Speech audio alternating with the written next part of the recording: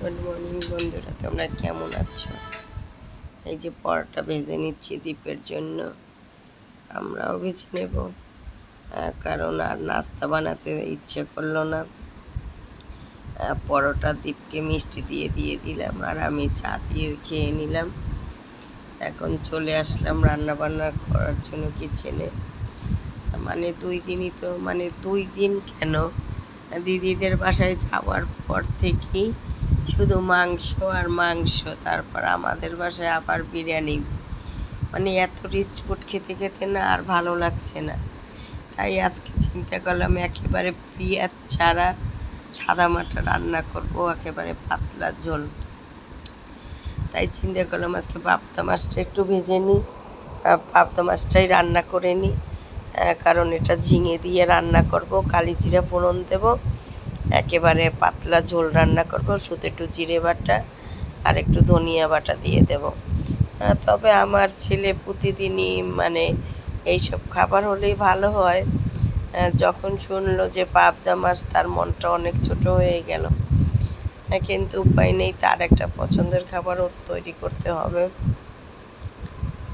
মাছটা ভাজা হয়ে গেল, একটু কালি জিরা ফোড়ন দিয়ে দিলাম, আর এই যে ঝিঙে কয়েকটা দিয়ে দিলাম। তবে আমি ঝিঙে দিয়ে না পাবদা মাছটা খুবই পছন্দ করি, এই জন্য দ্বীপের বাবাই ম্যাক্সিমাম সময় পাবদা মাছটা আনলে ঝিঙেটা অবশ্যই আনবে। কারণ ঝিঙেটা আলু দিয়ে, চিংড়ি মাছ দিয়েও ভালো লাগে, ইলিশ মাছ দিয়েও ভালো লাগে। মানে এই সবজিটা এমনই একটা সবজি, সব কিছুর সাথে রান্না করা যায়। দিদির বাসায় বলছিল দিদির ট্যাংরা মাছ দিয়ে রান্না করার কথা। আমি বলছিলাম যে করে দেখ, ভালোই লাগবে, কিন্তু আর পরে করলো না। আর এখন একটু জিরে বাটা, ধনিয়ার গুঁড়ো আর একটু মরিচের গুঁড়ো দিয়ে দিলাম, একটু কষিয়ে জলটা দিয়ে মাছটা দিয়ে দেব। কারণ কথাটা এখনও ক্লিয়ার হচ্ছে না, এই কারণে সুন্দর করে ভয়েসটাও দিতে পারছি না। মানে যেটা যতটুকু না দিলে হয় না, যেহেতু ভিডিও মানে একদিন না দিলেই তো রিচটা একেবারে ডাউন হয়ে যায়।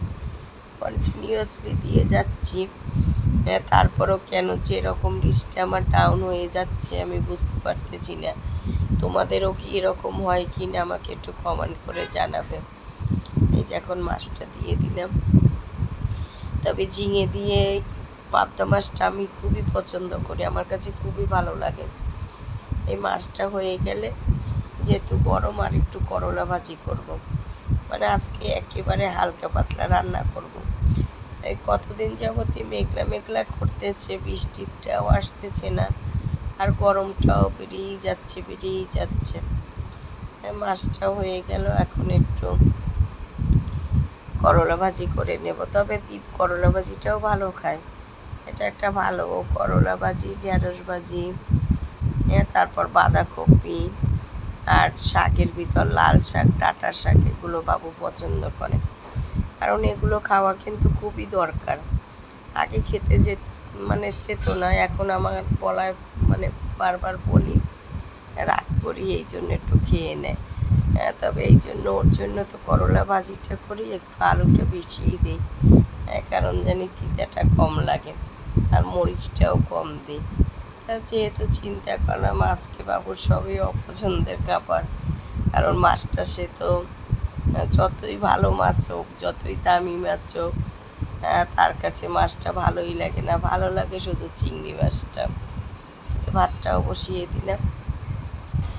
তাই চিন্তা করলাম বাবুর জন্য একটু ডাল ভুনা করবো, কারণ ডাল ভুনাটা সে খুবই পছন্দ করে। সে ডাল ভুনা হলে বলে আর তার কিছুই লাগে না। রাতে তারপরও দুপুরে মাছটা দেব।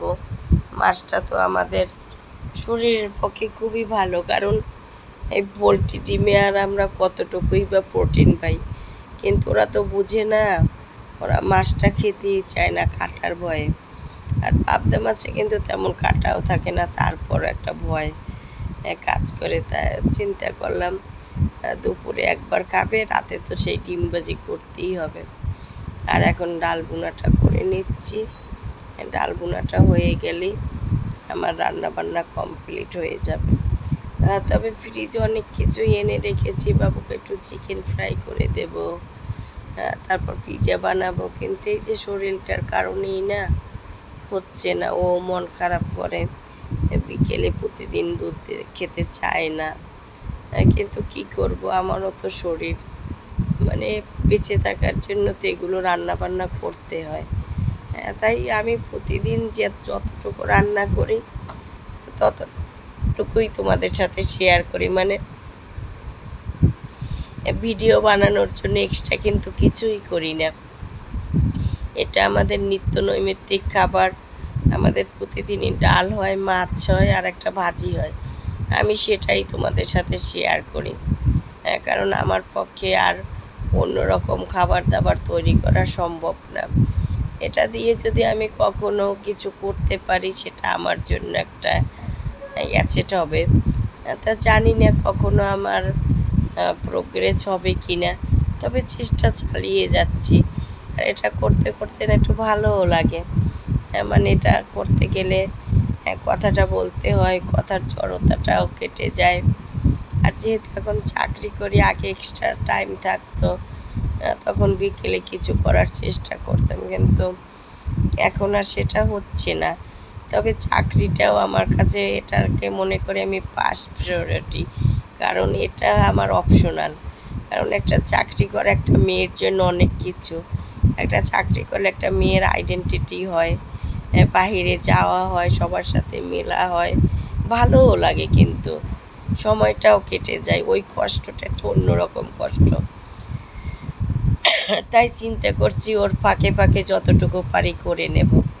এই যে হয়ে গেল ডাল বোনা, আজকের ব্লগ শেষ করলাম। তোমরা সবাই ভালো থাকবে, আর আমার ব্লগগুলো যদি ভালো লাগে অবশ্যই একটু লাইক দিও, কমেন্ট করো। Bye bye, tata.